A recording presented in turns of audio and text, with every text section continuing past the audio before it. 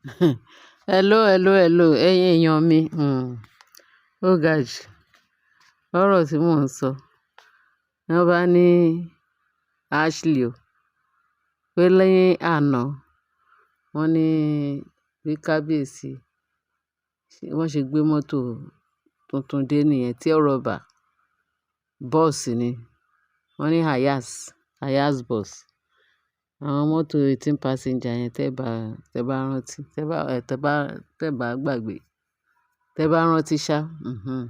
Wọ́n ní kábíyèsí rà wá fún Naomi. Pé wọ́n ní àwọn staff Naomi, tí Naomi máa ń fún ní, wọ́n ní ó máa ń fún wọn ní transport allowance tó bá ti ń san salary fún wọn.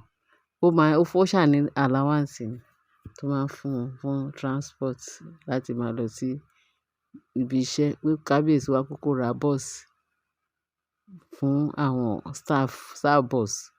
Ó ṣà rà fún Naomi. Wọ́n bá gbé wá sí ààfin ní àná yẹn. Wọ́n ní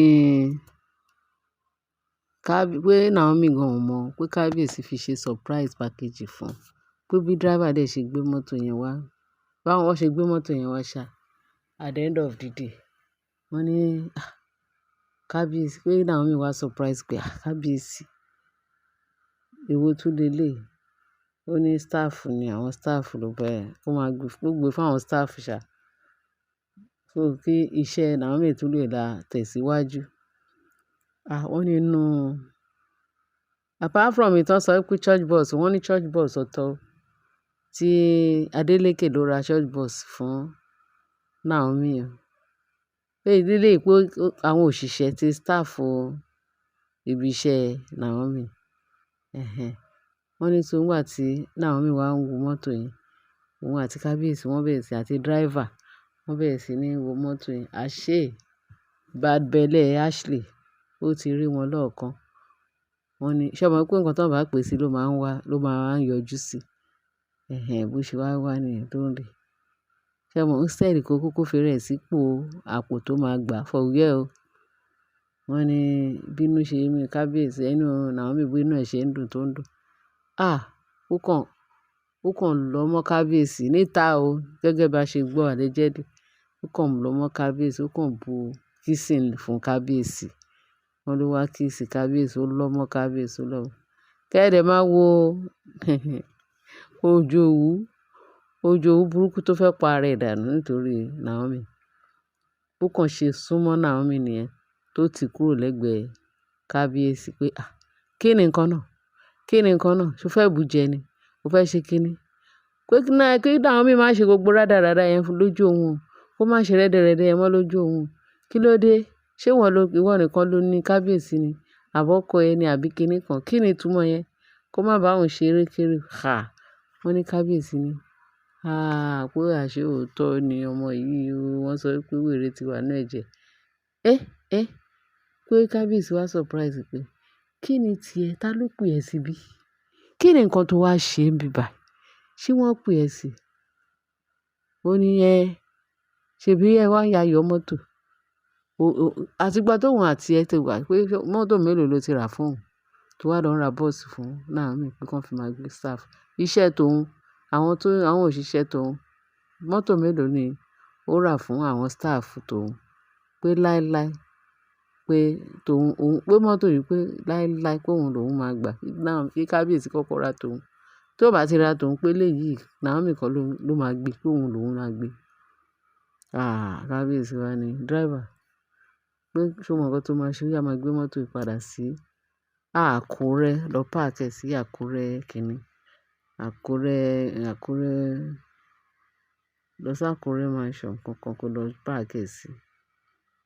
Wọ́n ní ṣe ni kí Ashley kàn ṣe gbọ́ bí kábíyèsí ṣe sọ báyìí. Driver ti fẹ́ kó sínú mọ́tò. Wọ́n ní ṣe Ashley sọ pé tí driver bá gbé mọ́tò yẹn move an inch, pé kò gbọdọ̀ gbé mọ́tò yìí kọjá lọ sí Àkúrẹ́ bí báwo. Pé mọ́tò tó ti dé ní ààfin pé kò lè jáde mọ́. Òun lòun ní o. Wọ́n ní ṣe ló lọ jókòó sí ẹnu ọ̀nà iwájú mọ́tò. Pé kí driver kúkú gorí òun kó pa òun dànù. Ìgbà wo ni òun ní pa rẹ̀? Wọ́n ní driver wá sọ pé Wọ́n ní bí driver ṣe start mọ́tò bíi pé kó fi ṣàkàrà, ó ní ó sọ fún driver pé, "Àníṣe o lè gbé mọ́tò yìí kúrò àníjì." Wọ́n níbi tí gbogbo wàhálà yẹn ariwo, àwọn èèyàn wá jáde, wọ́n bẹ̀rẹ̀ sí ní jáde nkankan. Pé alàgbà kan kàn wá sọ pé, "Kábíyèsí, kí ló ń ṣẹlẹ̀? Kí ló ń ṣe? Kí ló mọ̀?" Pé wọ́n ní kábíyèsí ṣà sọ bó ṣe ń lọ. Wọ́n ní ìyẹn wá lọ bá Ashley, Ashley jọ. Wọ́n ní ṣe ló wá bẹ̀rẹ̀ sí ní bẹ Ashley o, pé dìde kúrò níwájú mọ́tò. Èwo ni kó wá dúró sí iwájú mọ́tò pé kí mọ́tò pa ẹ́. Wọ́n ra mọ́tò, ìwọ kọ́, ṣé orúkọ ẹ náà fi pé orí mọ́tò wọ́n fi gbé wá sáàfin. Wọ́n gbé mọ́tò wá fi hàn ẹni tó ní mọ́tò. Ìwọ ní ìwọ ló fẹ́ gbé. Ṣé ìwọ náà rà á fún? Ó dáa tó bá jẹ́ bẹ́ẹ̀. Pé kábíyèsí yìí máa ra tiẹ̀ fún ẹ. Ẹ ti jẹ́ kí Naomi ló lélẹ̀. Àwọn òṣìṣẹ́ ẹ̀ náà rà á fún. Ìwọ dìde kúrò níwájú mọ́tò, jẹ́ kí driver ó gbé mọ́tò padà sí Àkúrẹ́. Kó lọ park ẹ̀ sí Àkúrẹ́. Wọ́n ní ṣe ni Ashley ní pé bàbá yẹn tó fẹ́ bá alàgbà yẹn, elder tó ń bá sọ̀rọ̀, ó ní kí elder yẹn má bá òun sọ nǹkan kan tí ò gbádùn. Pé mọ́tò yìí kò sí anybody tó máa pàrọwà fún òun. Mọ́tò yìí òun ti gbẹ́sẹ̀ lé, òun ti gbé gbogbo ẹ̀, òun ò kúrò níwájú mọ́tò yẹn. Wọ́n ní bí driver yẹn kàn ṣe jáde nìyẹn. Pé bó ṣe paná mọ́tò wá yọ kọ́kọ́rọ́ ló bá ń sọ fún kábíyèsí, "Wait madam, ẹ kúrò níwájú mọ́tò yẹn." Òun ò máa gbàgbọ́.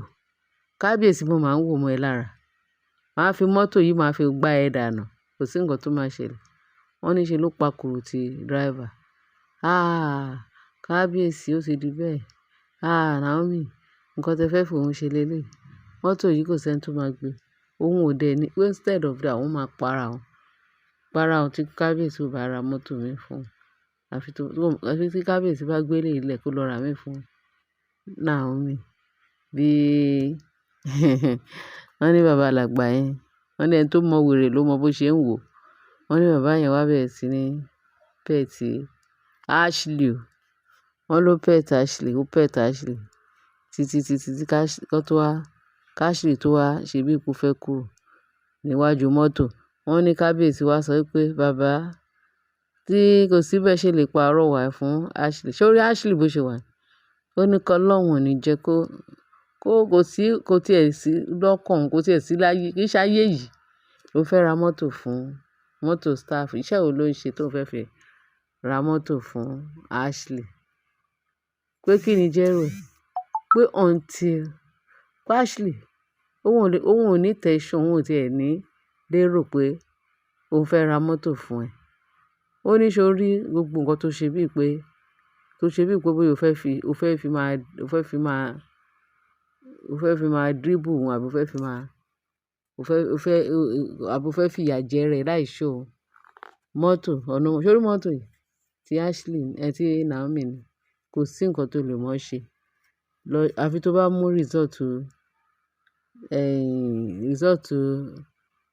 paternity ọmọ ẹ̀ wá, Adémákin wá.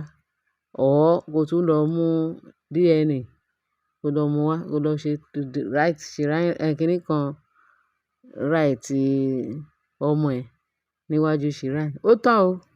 Kó tó lè ro ojú rere òun, irú nǹkan tó bó ṣe ń tọ́jú Naomi, òun á tọ́jú ẹ̀. Ṣùgbọ́n àìṣe bẹ́ẹ̀ yẹn, kò sí ààyè yẹn fún ẹ. Pé bàbá yẹn kàn sọ fún ẹ, òun ò ra mọ́tò kankan fún ẹ. Pé tó bá kúrò níwájú mọ́tò, driver á fi mọ́tò gbá ẹ dànù. Wọ́n ní bó ṣà ṣe wọ́ Ashley kúrò níwájú mọ́tò ní compound yẹn. Kí driver tó wá gbé mọ́tò lọ sí kó tó gbé mọ́tò lọ sí kíní. Màá tún wá mú third party wá fún yín. Torí eléyìí, ó tún gùn, story yẹn gùn gan. Màá tún wá gbé ẹ̀yin èèyàn mi, ẹ bá mi share rẹ̀, kẹ bá mi like ẹ̀, kẹ dẹ̀ bá mi subscribe ẹ̀. Ashley yẹn, orí ẹ̀ ti gbálẹ̀ rí, ó ti gbálẹ̀ rí, kì í ṣe kékeré. Tí ẹ̀yin ọ̀rọ̀ ẹ ti máa dáàbòjú tó nǹkan tó yẹ káwọn aláfógìdì kan ṣe fún ọmọ wọn, wọ́n tọ́jú ẹ̀. Torí owú jíjẹ ó ti gbòdì lára ẹ̀. Ẹ̀yin èèyàn mi ò jèrè tó ṣẹlẹ̀ kẹ bá mi share, kẹ bá mi like, kẹ bá mi subscribe. Ẹ ṣé bẹ́ẹ̀ ṣe ń tẹ́tí sí wa. Bye.